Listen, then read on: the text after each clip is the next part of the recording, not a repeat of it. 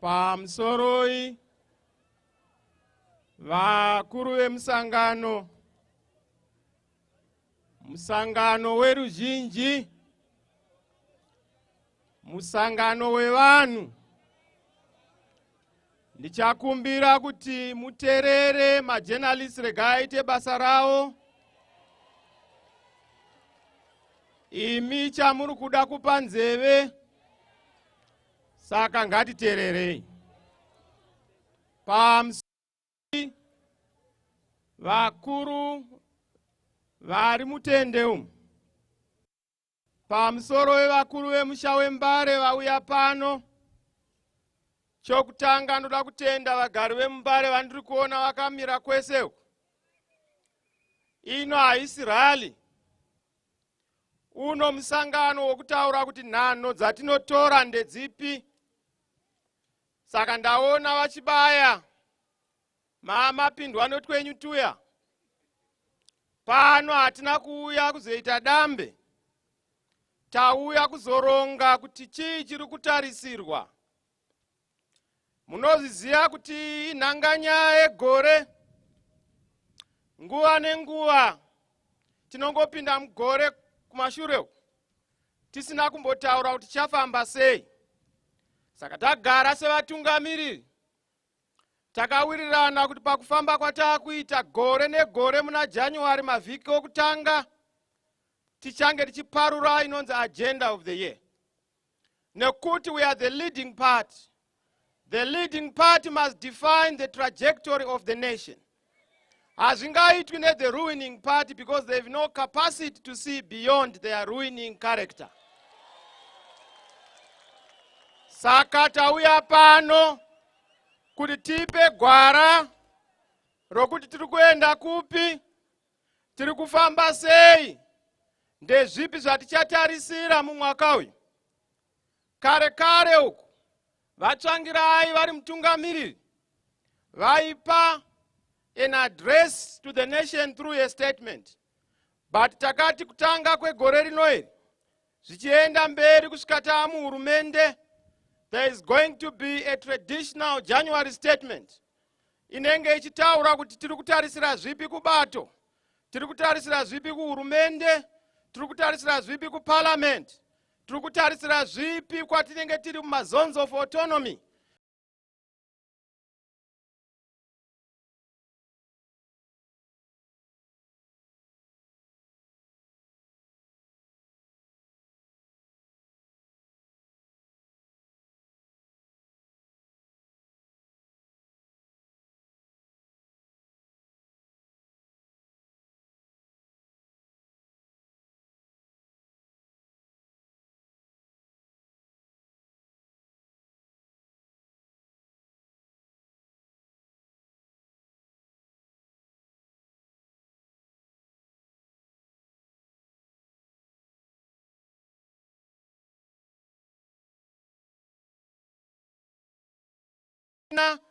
Those in Tel Aviv, I'm going to be mixing languages. Particularly those in Belarus would want to hear us because they also want to be inspired by our struggles. Fellow Zimbabweans, Your Excellency is here present. I'm told there are diplomats who have come, our members of the diplomatic community, honorable members of parliament, the mayors esteemed there, our councillors, including their aldermen, our church leaders here present, members of the press corps, distinguished guests, ladies and gentlemen, in particular the honor I give to our members of the standing committee here present, as led by Vice President Biti and others, members of the National Executive who have come from far afield. I want to thank you. I've seen you from Lawayo, I've come from Manicaland, Chipinge, from Kariba. Thank you for that commitment. We appreciate it. Thank you. And may God bless you for that.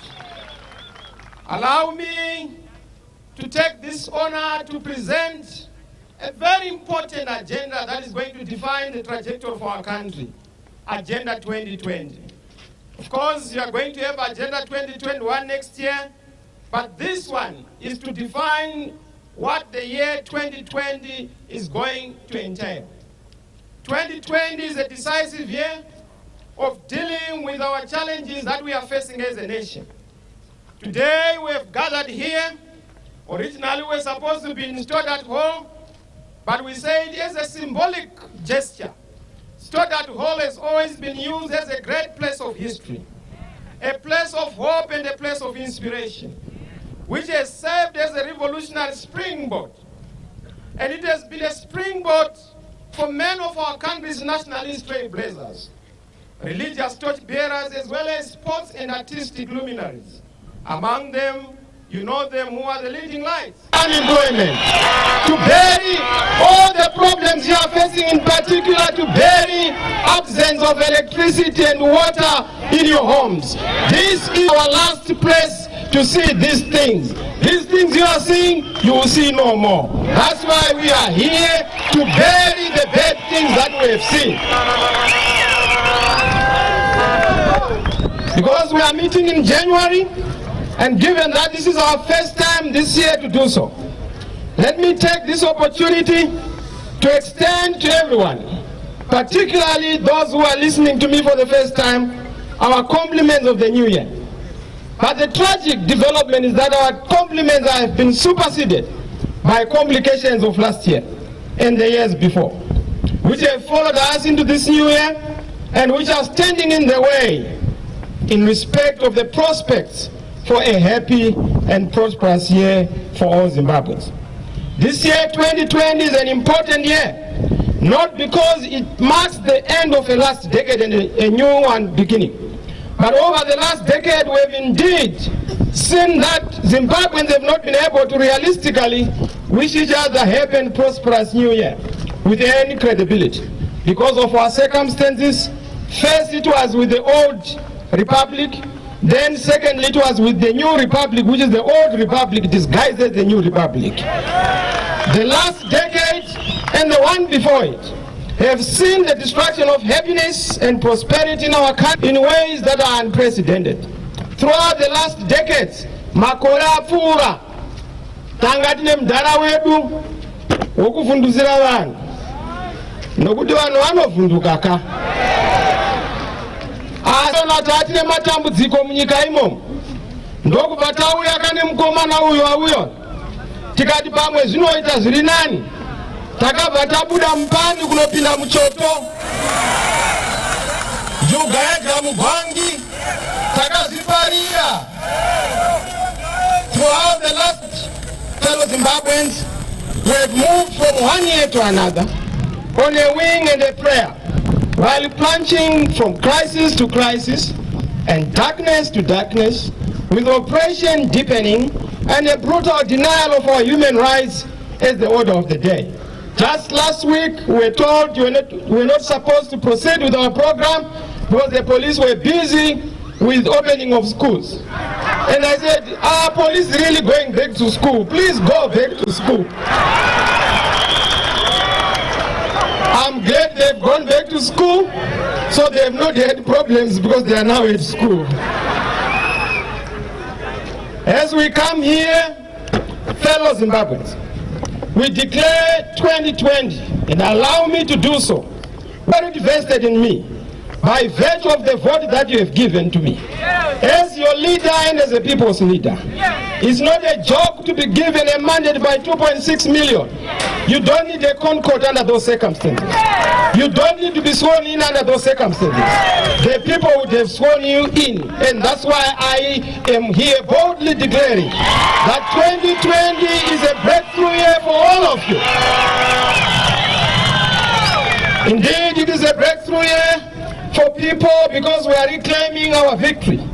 We are reclaiming the people's victory.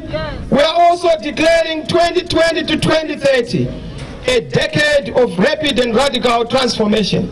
This is the decade when we are going to launch Zimbabwe as a digitally literate country, led by digital netizens, led by competent people, for artificial intelligence, for the next fourth industrial revolution, that can only be done by a competent leadership that understands the dictates of the digital leadership. Is now upon us. As sure as the sun will rise tomorrow, time has come to test our resolve and has found us wanting. We have no health care, no housing, we have no universal education, we have no jobs. Vafana vanabasa munyika. Vazhinji vakubasa vakarango. Neainzi namudhara tsvakirai papa wemba. Nokuti munhu anenge achinguvapamba. We want to change that. We want to make sure that we restore the dignity of all the people of Zimbabwe, so that we make our country function once more. Yes, we see that we have no medicines.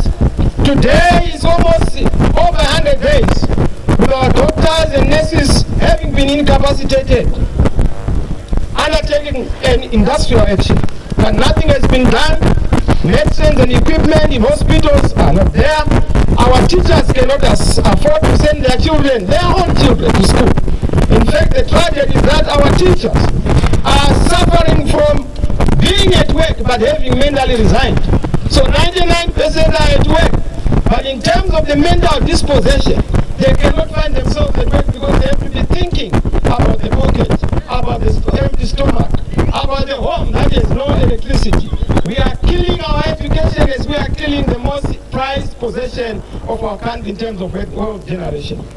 Yes, we have seen that we are a beautiful and rich country with poor and a wealth of natural resources, of our minerals. But look at Dubai, with only oil. They've done wonders. Look at Botswana with only diamond. They've done wonders.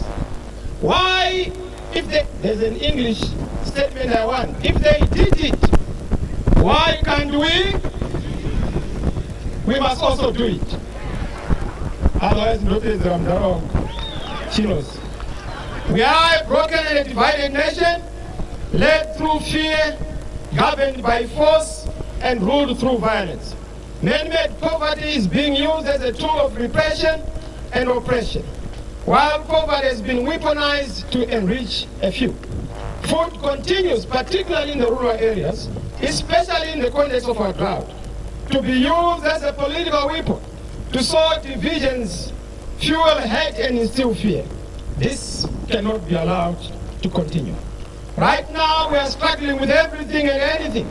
In education, school fees, our teachers' conditions of service, our doctors' capacitation, water, electricity, transport, our social service delivery in general. And these are the issues we must confront.